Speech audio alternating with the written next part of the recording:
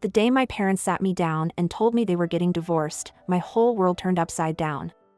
I was only 12, and I thought divorces were for couples who fought all the time. You know, the ones who screamed about money and slammed doors. But my parents were always so polite to each other. Sure, we hadn't been on a family outing in a while, but I figured they were just busy. "Candy," my mom said, her voice weirdly calm. "Your father and I have something to tell you." I looked at them, sitting there on the couch, a careful distance between them. Dad cleared his throat. "We've decided to get divorced," he said, like he was announcing we were having pizza for dinner. I blinked, waiting for the punchline. But it never came. "What?" I finally managed to squeak out. "But why?" Mom reached out and patted my hand. "Sometimes, people grow apart, sweetie. Your father and we've found other people we want to be with." Dad nodded. "I'll be moving out soon. You'll live with your mother, but you'll stay with me sometimes too." I sat there, trying to process this bombshell. My parents were leaving each other for other people? And I was supposed to just, what? Go along with it? "Who are these other people?" I asked, my voice sounding small and far away. Mom smiled, and I noticed for the first time how it didn't quite reach her eyes. "You'll meet them soon. My friend has 2 daughters about your age. Won't that be nice?" Nice? My parents were blowing up our family, and I was supposed to think it was nice?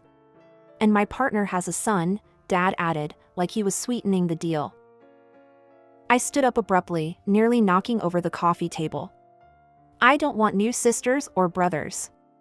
I want us to stay together."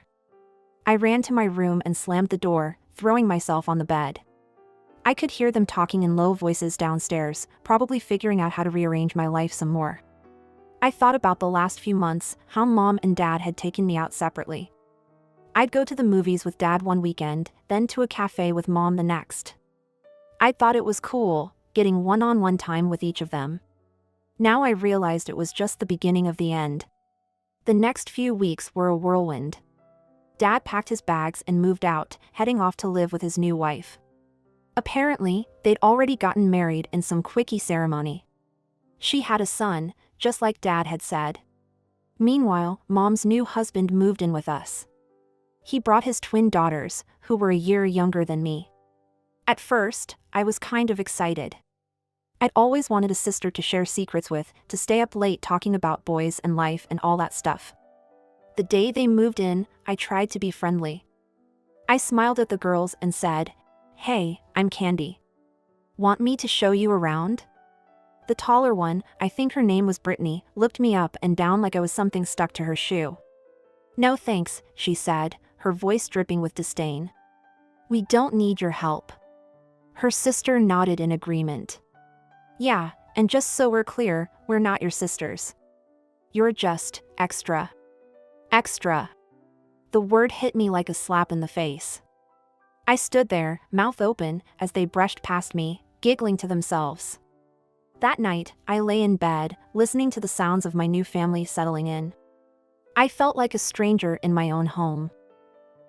The next day, things got worse. I came home from school to find the twins wearing my clothes. "Hey," I said, shocked. "Those are mine." Brittany rolled her eyes. "Mom said we could borrow them." "Don't be so selfish." I looked to Mom for backup, but she just smiled. "Now, Candy, sharing is caring. The girls just want to feel welcome." Welcome? They were wearing my favorite shirt. I stomped up to my room, fighting back tears. As the days passed, it became clear that I was no longer the center of Mom's world. She doted on the twins, buying them new clothes and toys. My stuff started disappearing, given away to my new sisters without my permission. One day, I overheard Mom talking to her new husband. "The girls need new phones," she was saying. "We could use the money we set aside for Candy's birthday." My birthday. She was going to skip my birthday for them. When the day came, Mom barely remembered. "Oh, honey," she said distractedly when I reminded her. I'm so sorry, but the girls have a big sports event today. We'll celebrate another time, okay? But we never did. I thought things might be better at Dad's place, where I stayed every other weekend. But I was wrong about that too. Dad's new wife was pregnant, and she had no time for me. And her son? He was a nightmare. One night, I woke up to a tickling sensation on my face. I opened my eyes and saw a huge spider sitting on my nose. I screamed, flailing around in panic. The whole house came running. As the lights flicked on, I saw it wasn't a real spider, but a plastic toy. And there was Dad's stepson, grinning in the doorway. What's going on? Dad's wife demanded, her pregnant belly leading the way as she waddled into the room.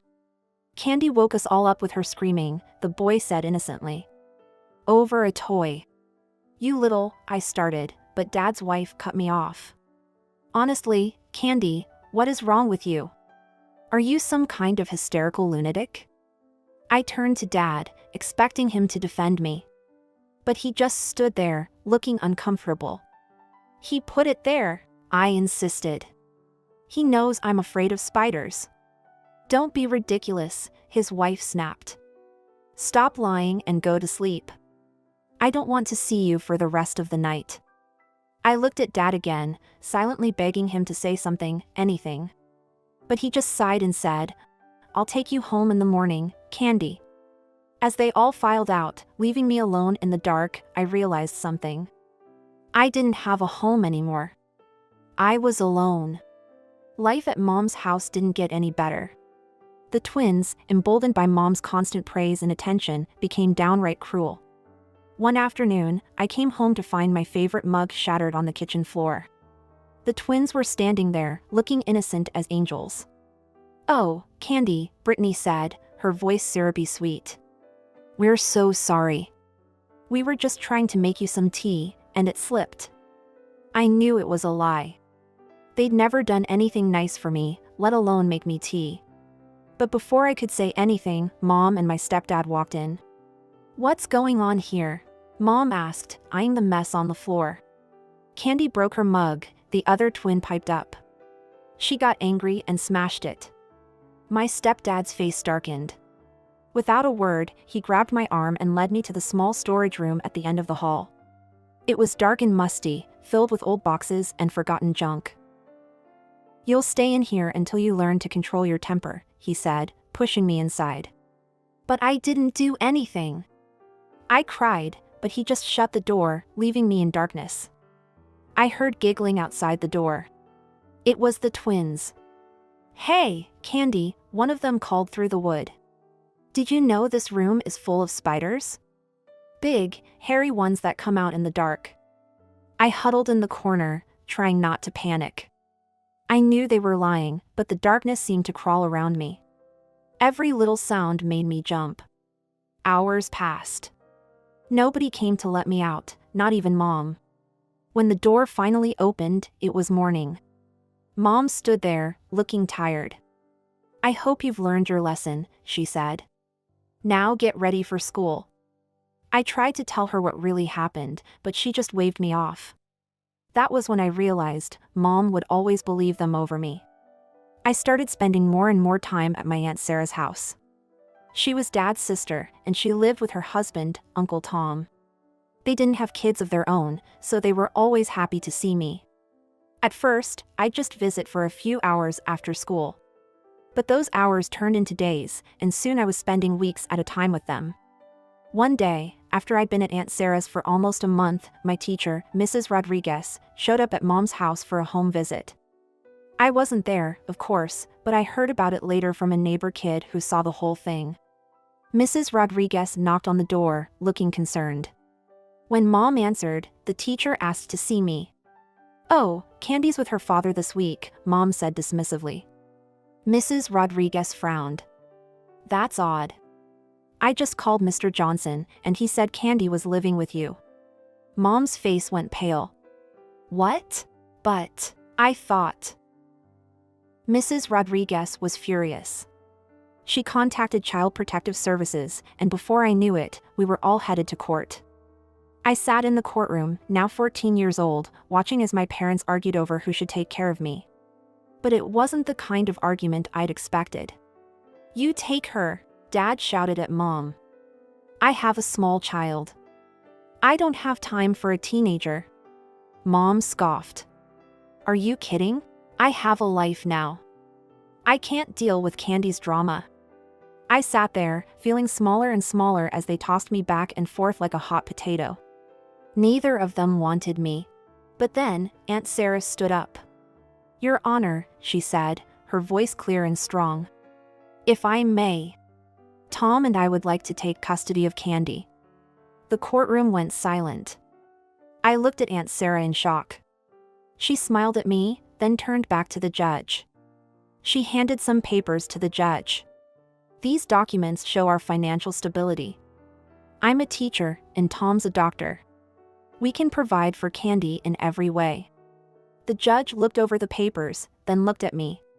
"Candy," he said gently, "you're old enough to have a say in this. Who do you want to live with?" I didn't hesitate. "Aunt Sarah and Uncle Tom," I said, my voice shaking but certain. I saw the relief on my parents' faces. They didn't even try to hide it. Over the next few weeks, I settled into my new life. Aunt Sarah and Uncle Tom weren't just taking care of me, they were parenting me. They asked about my day, helped me with my homework, and actually listened when I talked. One evening, as we sat around the dinner table, Uncle Tom asked, "So, Candy, what should we call each other now?" "We're officially your guardians." I thought for a moment. These people had shown me more love in a few weeks than my own parents had in years. Could I call you Mom and Dad?" I asked hesitantly. Aunt Sarah's eyes filled with tears. "Oh, sweetie, we'd be honored." From that day on, they were Mom and Dad to me. My birth parents became distant memories, people I thought about less and less as time went on. My new life wasn't just about Aunt Sarah and Uncle Tom, though. I also got to know Uncle Tom's mother, my new grandmother. She lived nearby and quickly became one of my favorite people in the world. Grandma was a retired doctor, and she had this way of making everything interesting. We'd spend hours in her garden, planting vegetables and flowers while she told me stories about her days in the hospital. And I realized I also want to become a doctor. With Grandma's help and the unwavering support of my new parents, I threw myself into my studies. Before I knew it, it was time for high school graduation. As I stood in my cap and gown, scanning the audience, I saw the faces of the people who truly mattered, Mom, Dad, and Grandma, all beaming with pride. My birth parents weren't there. They hadn't even sent a card. I applied to medical college and, to my delight, got accepted on a full scholarship. Life was good. I had a loving family, a clear goal, and a bright future ahead of me. 3 years flew by in a whirlwind of lectures, late-night study sessions, and clinical rotations. Every time I put on my white coat, I felt a surge of pride, knowing I was living the dream Grandma had helped nurture. That's why, when Mom, Aunt Sarah, called me that rainy Tuesday afternoon, I knew something was terribly wrong before she even spoke. "Candy, honey," she said, her voice cracking. "It's Grandma. She's gone." The world stopped spinning. Grandma? Gone? It couldn't be. We had plans to review my latest paper this weekend. She was supposed to be at my graduation in a year. The next few days passed in a blur of tears and hushed conversations. As we gathered for the funeral, I stood between Mom and Dad, Aunt Sarah and Uncle Tom, feeling like a little girl again, lost and scared. But then came the reading of the will. To my beloved granddaughter, Candy, the lawyer read, "I leave my entire estate, including my house and all my savings, amounting of $1,980,000. I gasped, looking around the room in shock. This had to be a mistake. But Mom and Dad were nodding, small smiles on their tear-stained faces. "Grandma talked to us about this," Dad explained later. "She wanted to make sure you had a solid foundation for your future. We agreed it was the right thing to do." As the dust settled and I tried to come to terms with my newfound wealth, life threw me another curveball. My phone started ringing with unfamiliar numbers. When I finally answered one, I nearly dropped the phone in shock. "Candy?" Hi, it's your mother. I hadn't heard her voice in years. Before I could respond, she rushed on. I've been thinking about you so much lately. How are you? Where are you studying? We should catch up. Over the next few days, similar calls came in from my birth father. Suddenly, they were both intensely interested in my life, asking to meet, talking about how much they missed me. Confused and a little suspicious, I mentioned it to Mom and Dad over dinner one night. To my surprise, they burst out laughing. "Oh, Candy," Mom said, wiping tears of mirth from her eyes. "I hate to say it, but I think they might have caught wind of your inheritance." Part of me wanted to ignore them, to pretend I'd never got those calls. But another part, a part one thought I'd long since buried, was curious. What would it be like to see them again?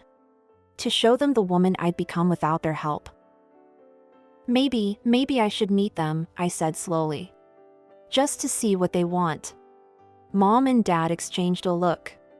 "If that's what you want to do, we'll support you," Mom said. "But be careful, sweetie. People can surprise you, and not always in a good way." The next day, I found myself standing on the familiar porch of my childhood home. I took a deep breath and rang the doorbell. The door swung open, and there she was, my birth mother. For a moment, we just stared at each other. "Candy," she breathed, her eyes welling up with tears. "Oh, my baby girl." She pulled me into a hug that felt stiff and awkward. Over her shoulder, I could see my stepfather and the twins hovering in the background, plastered on smiles on their faces. Come in," my mother urged, ushering me inside. Dinner was a strange affair. The twins were sickeningly sweet, a far cry from the cruel girls I remembered. "We're so glad you're here, Candy," one of them simpered, Brittany, I think. "We've missed you so much." I caught the flash of irritation in her eyes that belied her words, but I just smiled and nodded. As we ate, the conversation took a turn. My mother glanced around the dining room, sighing dramatically. "This old house," she said, shaking her head. "It's seen better days, hasn't it? The roof needs replacing, and don't even get me started on the plumbing." I took a sip of water, saying nothing. My stepfather chimed in.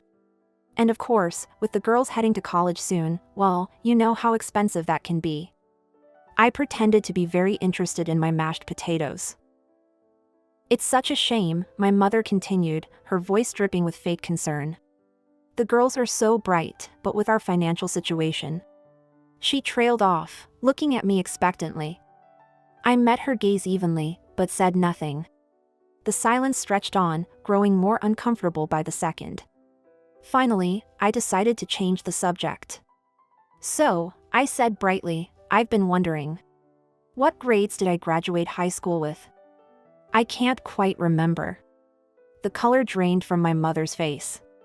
She opened and closed her mouth a few times, looking like a fish out of water. "Well, it was so long ago." Well, my version was completely confirmed. She didn't know anything about my life, my achievements, my struggles. All she knew was that I had money now. I stood up abruptly, my chair scraping against the floor. "I think I know why you invited me here," I said, my voice surprisingly calm. "It's about my inheritance, isn't it?" The room went silent. My stepfather's face turned red, and the twins suddenly found their plates very interesting. "How can you say that?" my mother gasped, but her eyes gave her away. There was no warmth there, no motherly love. Just calculation and disappointment. "Now, Candy," my stepfather started, but I cut him off. "No. I'm done here. Don't contact me again." And with that, I walked out into the cool night air, leaving behind the echoes of their angry shouts and my own past. I didn't need their approval or their love.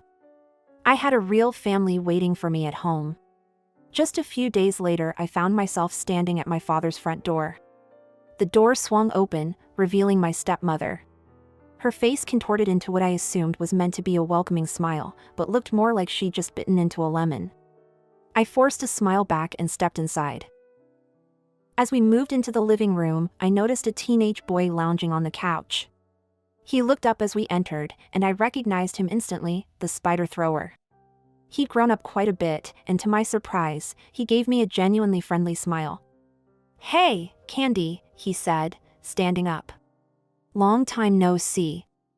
I'm Jake, in case you forgot." Before I could respond, a whirlwind of pigtails and glitter burst into the room.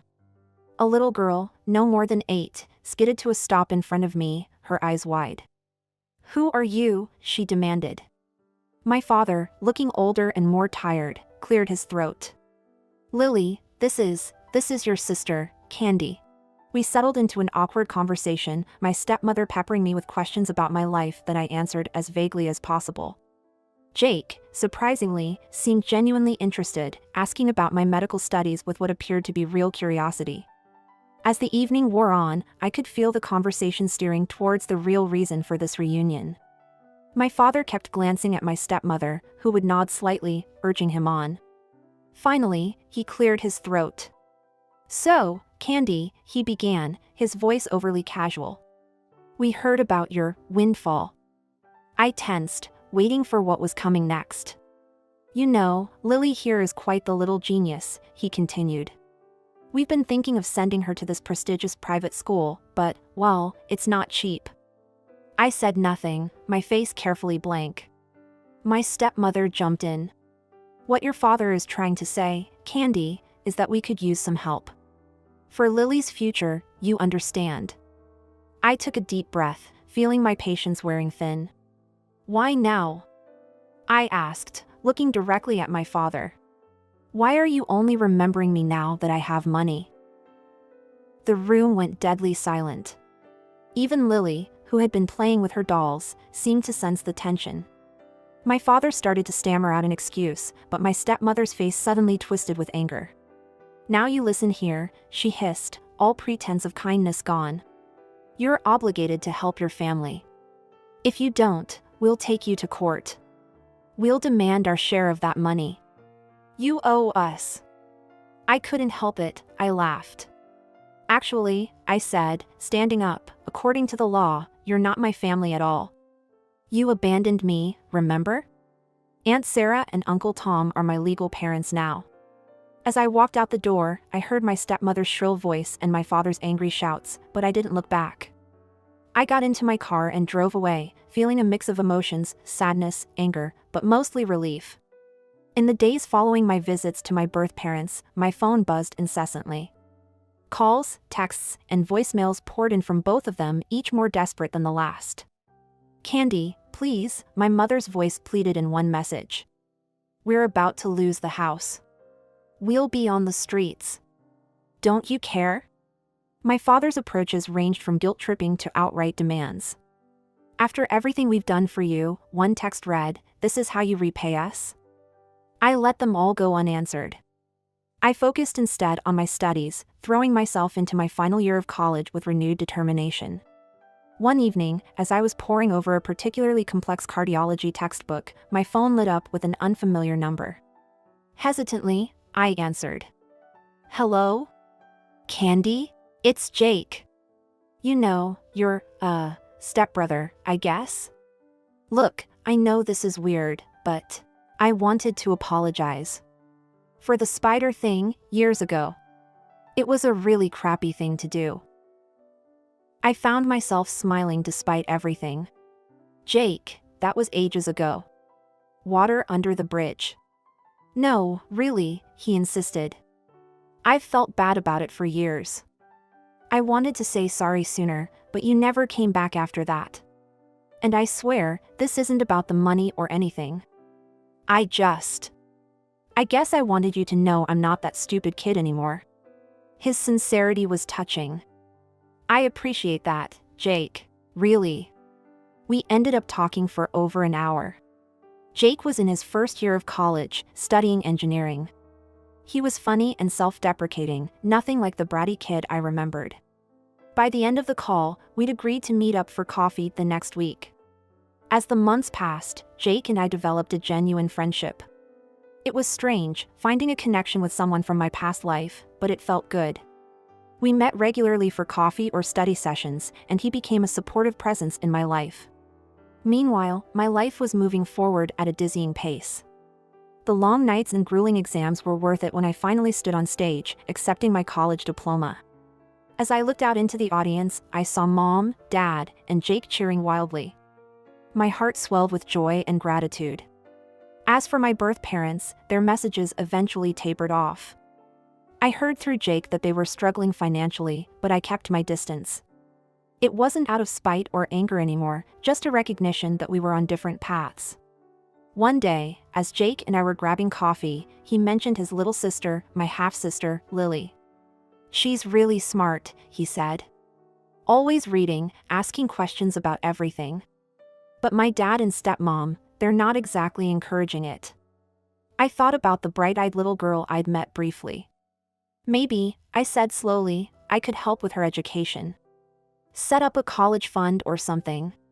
Not for them, but for her." As I drove home that evening, I reflected on the journey that had brought me here. The pain, the abandonment, the unexpected inheritance, it had all led me to this moment. I was Dr. Candy Johnson now, with a bright future in medicine ahead of me. I had a family who loved me, a true friend in Jake, and the means to make a difference in a young girl's life.